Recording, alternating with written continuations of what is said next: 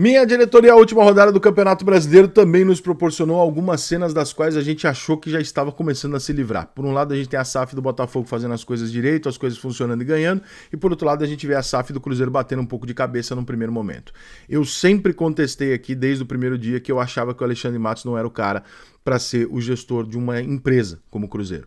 O Alexandre Matos é um boleiro, é um cara do futebol, é um cara que eu não tenho nenhuma restrição pessoal a ele, não conheço, deve ser uma pessoa agradável, devo encontrar com ele aqui em janeiro, inclusive, não tenho nada pessoal contra ele, mas como gestor, eu acho que ele é mais do mesmo. Eu acho que ele é aquele dirigente que troca a hora que quer, faz a hora que quer, bom pra caralho de conversa, bom de relacionamento, mas é um cara que eu não confiaria nem fudendo uma série de coisas. Quando o Pedrinho vai lá e assume o Cruzeiro, você imagina um cenário onde ele vai buscar os profissionais mais profissionais possíveis para colocar nessa gestão. Não está na minha lista de profissionais mais profissionais o Alexandre Matos.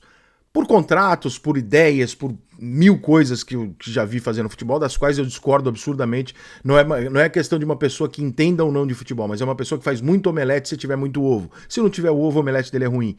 Então, sim, mais do mesmo. Não me impressiona. Me impressiona a quantidade de gasto. Me impressiona como gasta bem para se contratar jogadores muitas vezes medianos. E outros que são muito bons, porque quando você tem dinheiro você contrata. Quando se tem a situação que o Diniz expôs ontem no final do jogo, cara, aquilo ali é uma coisa que num clube que não é uma SAF é uma vergonha. No clube que é uma SAF é inaceitável. O Diniz vai para uma coletiva e a imprensa avisa o Diniz que ele foi demitido. E o Diniz fala assim, ó, eu não fui comunicado. Mas se isso aconteceu, isso é um absurdo. E é um absurdo. Por mais que você, cruzeirense, fale assim, mas eu não gosto do Diniz. Não, isso é uma outra coisa.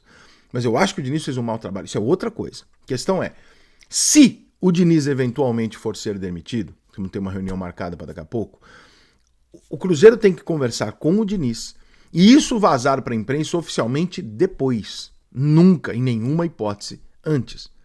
Então, se isso foi colocado da forma que foi colocado, para ter se chegado naquele ponto, é porque alguma coisa ali no meio do bolo aconteceu que não deveria. Alguém soltou uma informação que não deveria para que isso tenha sido dado com tanta convicção pela mídia toda. Quando um veículo erra, a gente tende a olhar e falar assim, esse jornalista é burro. Ele foi lá e confiou numa fonte e cravou.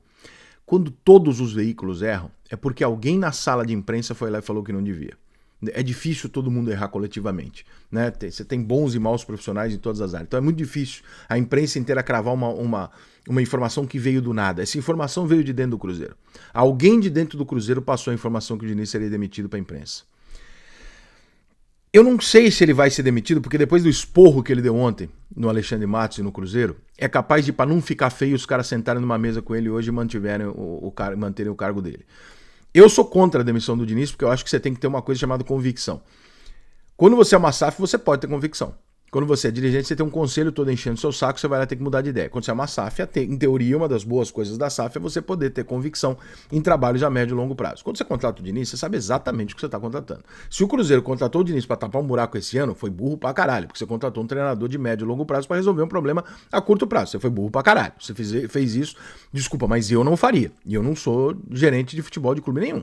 Acho que se você perguntar para 80% das pessoas que conhecem um pouquinho de futebol, elas vão falar, não, o Diniz não é um cara que vai chegar a resolver o problema. O Diniz é um cara que vai montar um projeto a médio e longo prazo. Você contrata esse cara, você deixa ele no período final da temporada e no planejamento de investimentos para o ano seguinte. Você já fechou alguns jogadores, o Cruzeiro já tem mais de 2 ou 3 jogadores apalavrados, resolvidos para o ano que vem. Entre eles, provavelmente, o Gabigol. Você planeja o ano seguinte junto com esse treinador.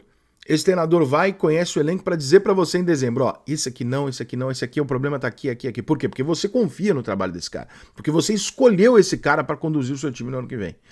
E aí as coisas durante esse ano não mudam, na verdade ele não piorou, não mudou, porque ele já chegou porque estava ruim. As coisas não se resolvem.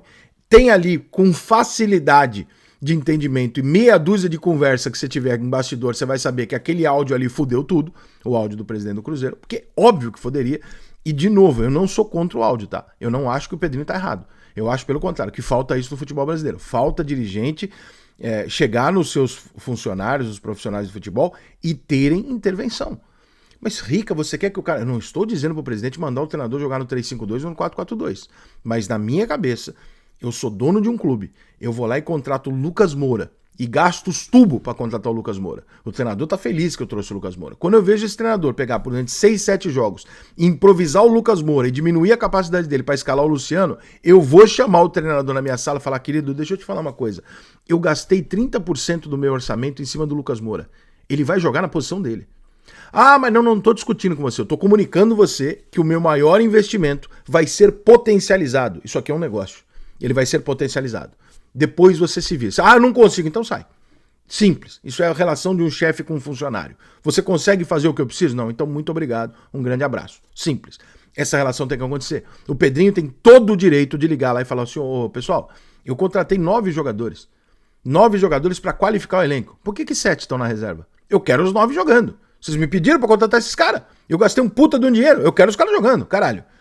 Tem que acontecer essa conversa. O que não pode acontecer é o filho da puta que recebe o áudio vazar essa merda.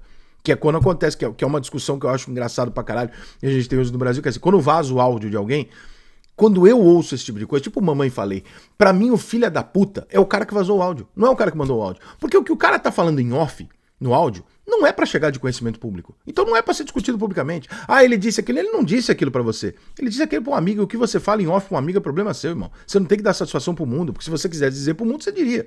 Quantas coisas você fala em off e você não falaria pra todo mundo? 80% do que você diz? Então por que quando você pega alguma coisa que vazou de alguém, você quer julgar a pessoa como se ela tivesse dito em público? Ele fez algo que é absolutamente normal. Só que quando isso é vazado e os jogadores do elenco começam a saber disso, todo jogador que perde a posição, ele torce o nariz, que ele fala assim, mano, não tô perdendo a posição porque eu tô jogando mal, tô perdendo a posição porque o presidente mandou. E aí fica o caos do caralho, é quase incontrolável um ambiente desse. Então aquele áudio mexeu pra caralho com o Cruzeiro, tanto que o Cruzeiro tava super bem, né? Até chegar naquele momento. O Cruzeiro teve uma oscilação, chegaram os reforços, quando chega um bolo de reforço já é uma coisa que normalmente dá uma chacoalhadinha no elenco, porque todo mundo fica inseguro em relação à posição e etc. E aí vem aquele áudio e arrebenta tudo. Então claro que tem isso no meio. Agora, você contrata um cara pra fazer um trabalho de médio e longo prazo. Quando passa o final do ano e esse cara pode identificar pra você que você confiou nele, identificar pra você, ó, o problema é esse, troca esse, aquele fica, esse aqui fica, o caralho, nós vamos fazer assim. Você faz esse cara, você vai mandar esse cara embora? Qual a convicção que você tinha quando você contratou esse cara? Ah, mas eu esperava ganhar a Sul-Americana. Opa, então temos aqui um dirigente de futebol convencional, não temos uma SAF. Não temos nada pensando a médio e longo prazo. Temos aqui um dirigente de futebol normal.